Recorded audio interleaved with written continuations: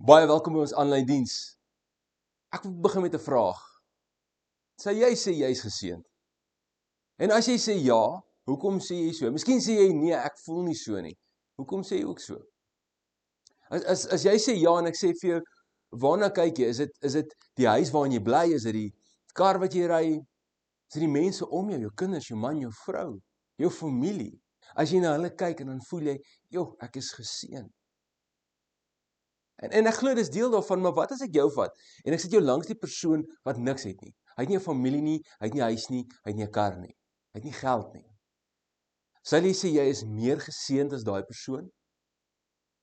Ons wil amper sê ja, nie waar nie?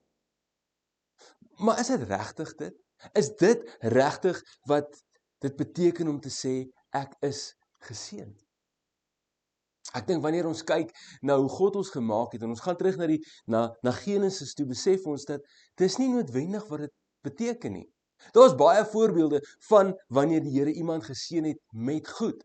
Ons kyk na Abraham, ons kyk na selfs Lot wat alles gehad het, alles is weggevat, hy's op die ashoop en die einde van die storie is hy geseën met meer as wat hy gehad het.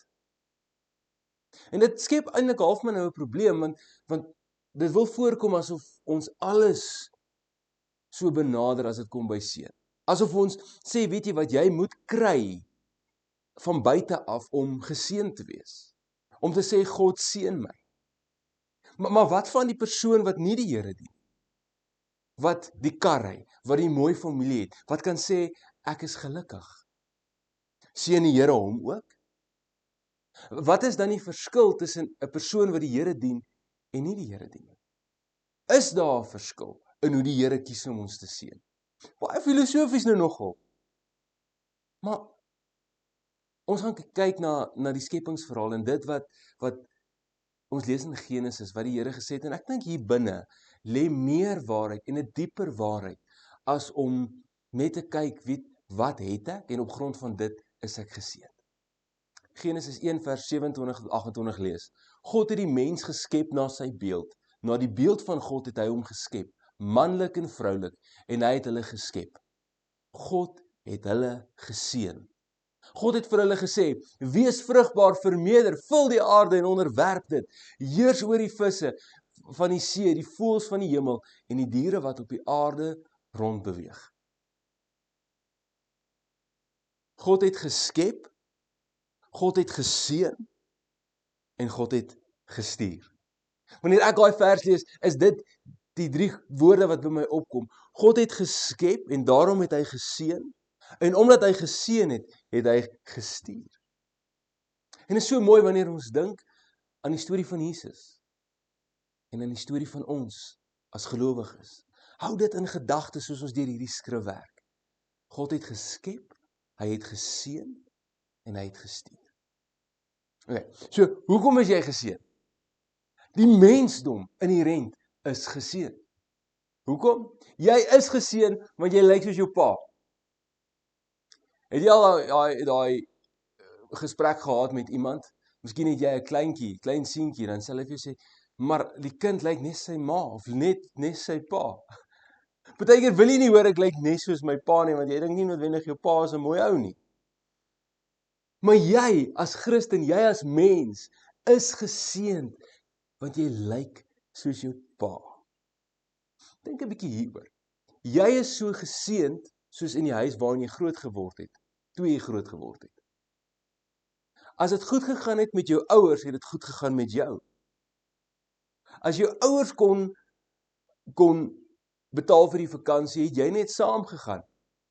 Ek dink aan die gesprek wat Hendrik het met Wimpie en Ortnie Snortnie, wat hy vir Wimpie sê, weet, wie betaal die huis? Dan sê Wimpie pa. Hy sê, wie se bank is dit hier? Dan sê hy, dis pa se. Dan sê hy, wat wil pa vir my sê? Hy sê net, ek wil net sê, dat ek die baas is van hierdie plek. Dit gaan met jou en jou kinderhuis so goed soos wat dit met jou ouers gaan. As hulle verkeerde besluite maak, beïnvloed dit jou. As hulle baie trek, beïnvloed dit jou. As hulle op een plek bly, beïnvloed dit jou. Hoeveel te meer beïnvloed die seën in ons lewe nie die feit dat God ons pa is nie. Wat maak dit vir ons los?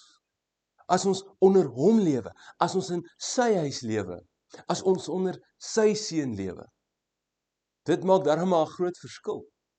Een van die verskille wat dit maak is, dit gee jou 'n identiteit. Ek is my pa se kind. Kyk, ek lyk self soos hy. Hy het jou in sy beeld gevorm. Dit is belangrik wanneer dit kom by identiteit. Want ons heg as mens soveel keer die identiteit van ander dinge aan onsself, in steede van dit wat God sê. Ons kyk na ander se opinies, hoe ons oor onsself dink, dit skep ons identiteit. 'n Juffrou of 'n meneer wat op jou geskree het, terwyl jy onskuldig was, het 'n deel van jou identiteit gevorm. Het 'n deel van jou menswees geword. En jy dra daai seer die jare deur. Of miskien is dit ander se opinies en hulle ken nie eintlik jou storie nie. Of die skool waarin jy groot geword het. Alles hierdie vorm deel van ons identiteit. Ons kultuur. Die feit dat jy Afrikaans praat, is deel van jou identiteit. Die feit dat ons dink 'n Land Cruiser is mooi, is deel van ons identiteit. Het is nie eintlik 'n mooi bakkie nie, maar omdat ons kultuur sê, dis 'n plaasbakkie, is dit 'n mooi bakkie. Dit vorm deel van ons identiteit.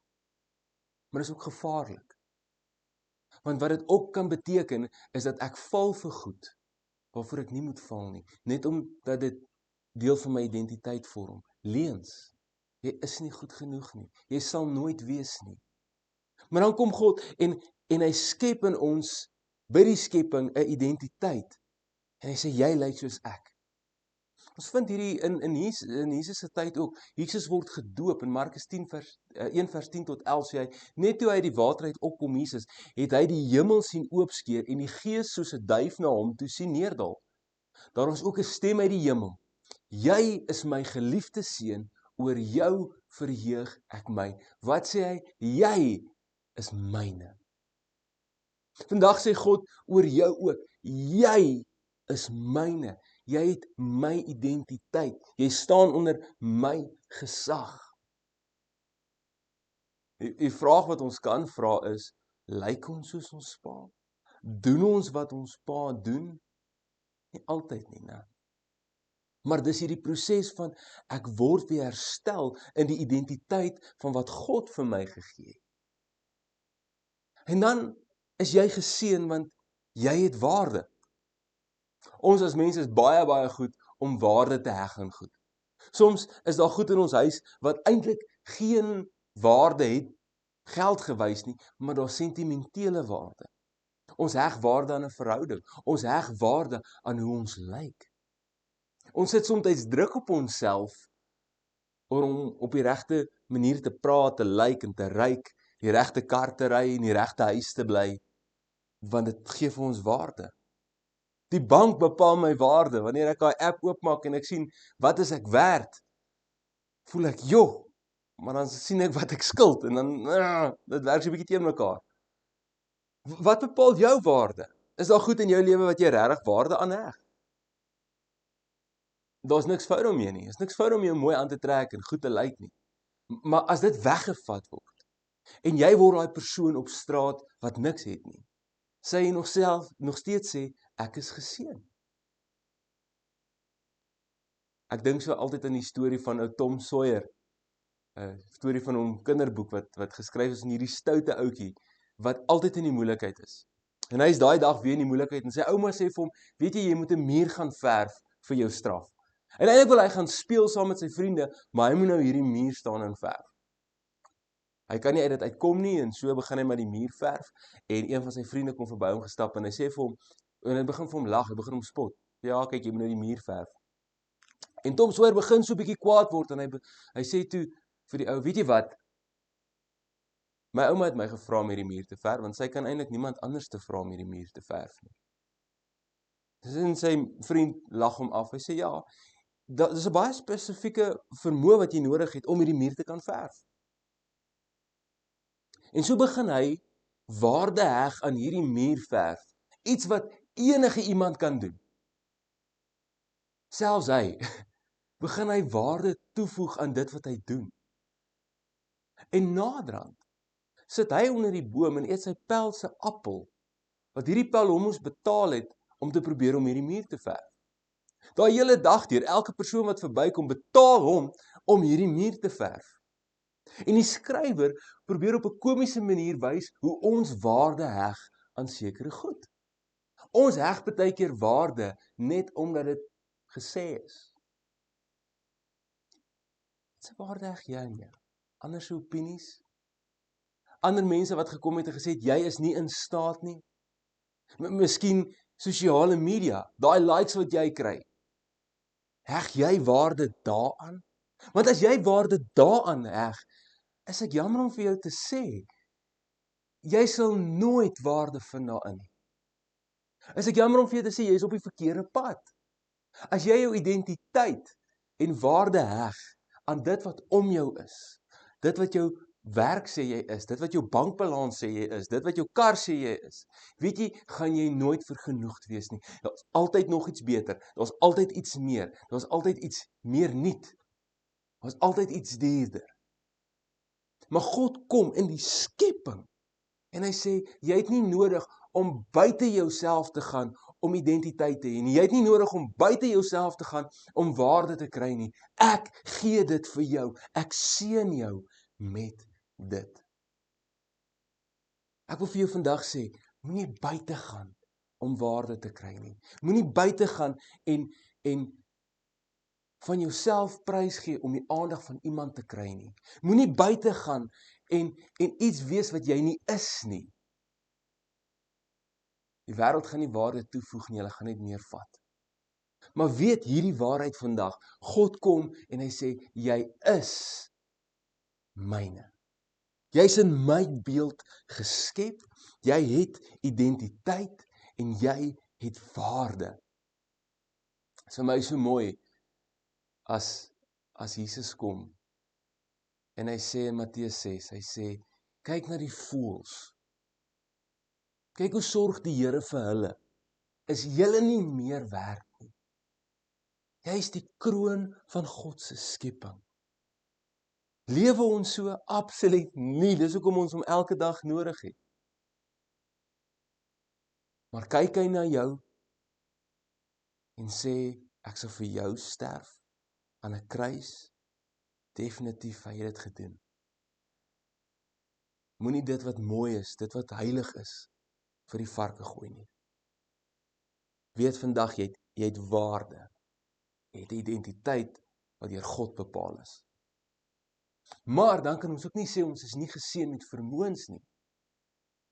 Hy gaan verder en dan sê hy vir Adam en Eva, gaan nou en gaan maak meer en gaan heers oor hierdie aarde.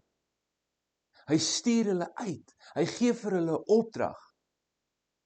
Jy is geseën want jy is in sy beeld gemaak, maar jy is ook geseën om 'n opdrag te gaan uitvoer. Met ander woorde, jy het die vermoë om dit te doen. Adam en Eva het die vermoë gekry om te vermenigvuldig.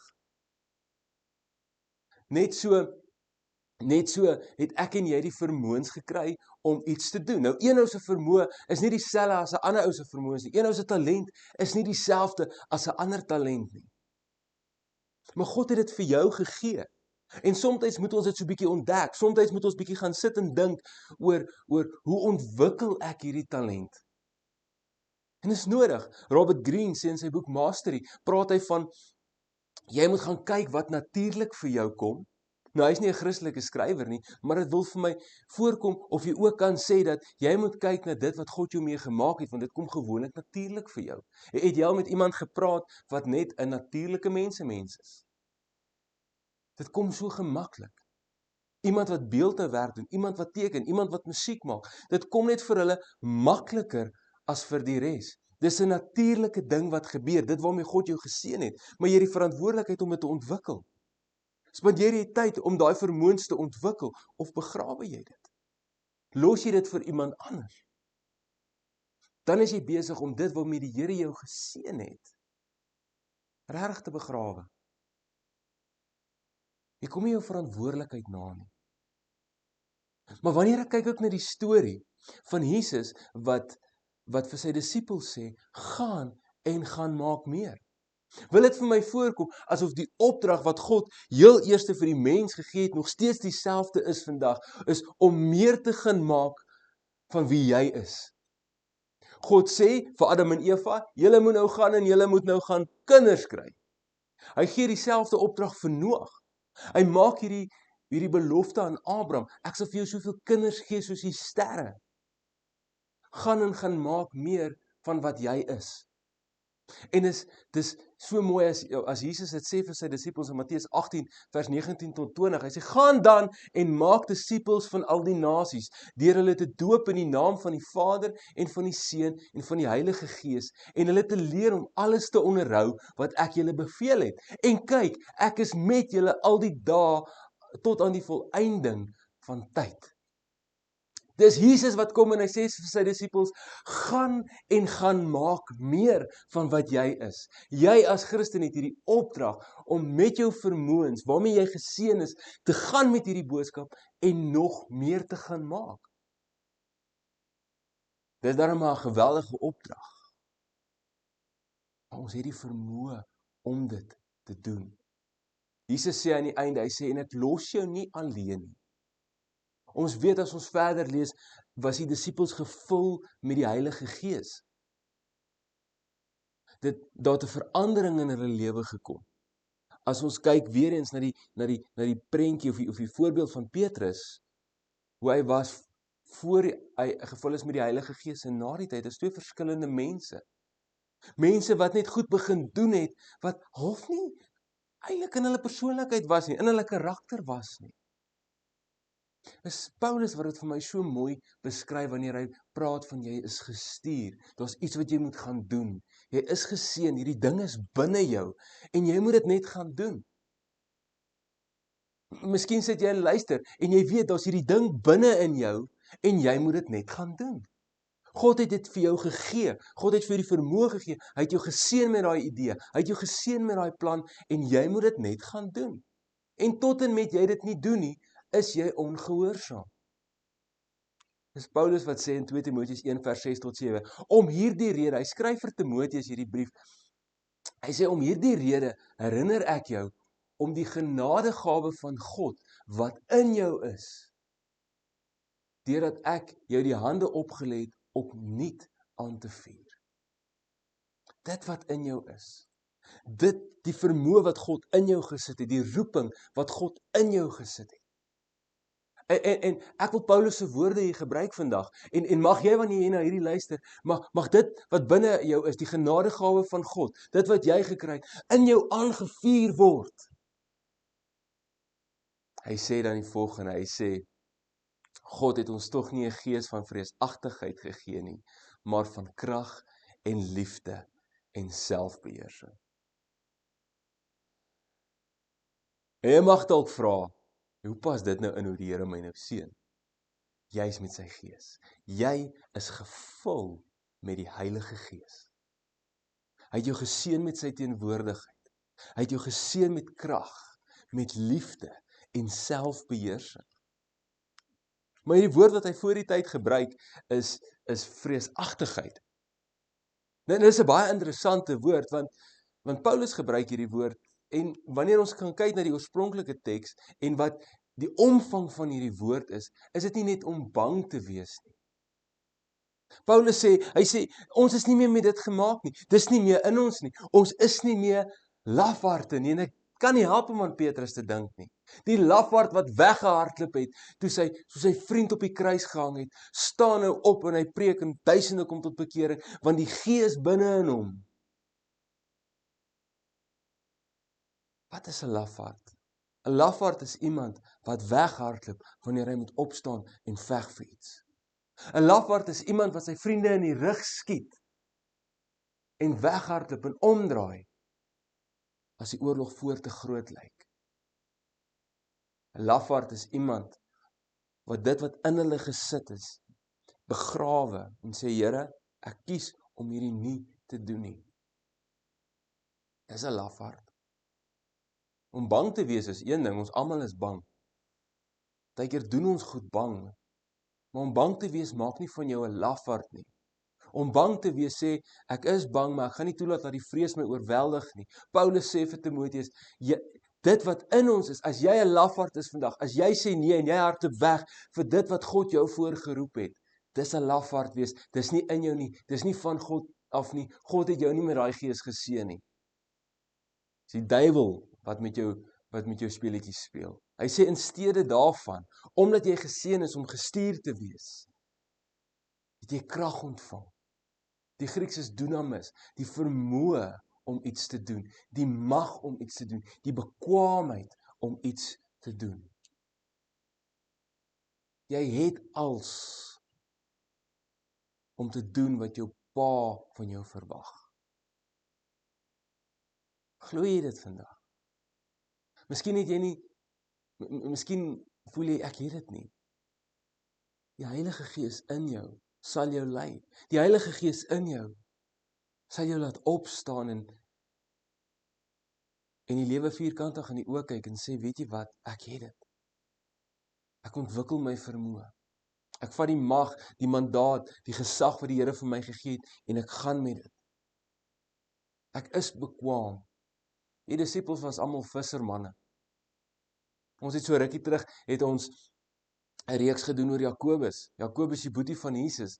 En een van die dinge wat hulle gesê het, hoekom Jakobus nie daai brief kon geskryf is nie, want dis die mooiste Grieks wat geskryf is. Wanneer jy met menslike oë na iemand kyk en sê, hulle kan dit nie doen nie, dis wanneer die Heilige Gees kom deur jou werk en jy kan. Hierdie krag stel jou in staat om lief te hê. Hierdie opofferende liefde, hierdie onselfsugtige liefde, verbondsliefde, goddelike liefde. Jy het die vermoë om te kan lief hê. Jy het die vermoë om te kan vergewe. Jy het die vermoë met die Heilige Gees in jou. En dan selfbeheersing. Omdat die Gees in jou is, omdat jy geseën is met die feit dat God jou nie alleen los nie, het jy die vermoë van selfbeheersing. Om jou gesonde verstand te kan gebruik, om selfdissipline te kan toepas, om jou denke gedissiplineerd te hou. En dit is moeilik, dit kan onmoontlik nie self gedoen word nie. Maar wanneer ek in hierdie krag en liefde en selfbeheersing leef, kom ek my verantwoordelikheid na van die opdrag wat God aan die begin van tyd gegee het, die opdrag wat Jesus gegee het vir sy disippels, die opdrag wat ek en jy gekry het as kind van God, om hierdie goed te gaan uitleef, om te gaan meer maak in dit wat ek is, dit wie my pa is. Ek vra jou vandag, is jy geseënd? Dink jy is? Al staan jy voor jou huis met 3 karre en 'n groot erf, 3 honde, vrou, kind, skoonma wat ver bly. Of ek staan met jou en ek gesels met jou op straat waar jy niks het nie. Nie een van daai goed wat ek nou net genoem het nie. Jy as mens, as kind van God, is geseënd. En ek wil jou uitdaag om 'n lewe te lei op grond van dit. Kom ons bid. Here, dankie dat ons, waar ook al ons is in ons situasie, in ons wêreld, in ons lewe, kan niks ons seën van ons wegvat nie, want U dit bestem. U kies om ons te seën. En ek bid vandag vir elke persoon wat hier kyk, wat nie voel hulle geseën is nie, wat ver van U af voel. Mag hulle in hierdie waarheid lewe dat hulle na U beeld geskape is. Mag hulle ook die opdrag opneem en met dit hardloop. Here, want ons is geseënd, want U het ons gemaak, en omdat ons geseën is, het U ons gestuur. En ons dank U daarvoor. Amen.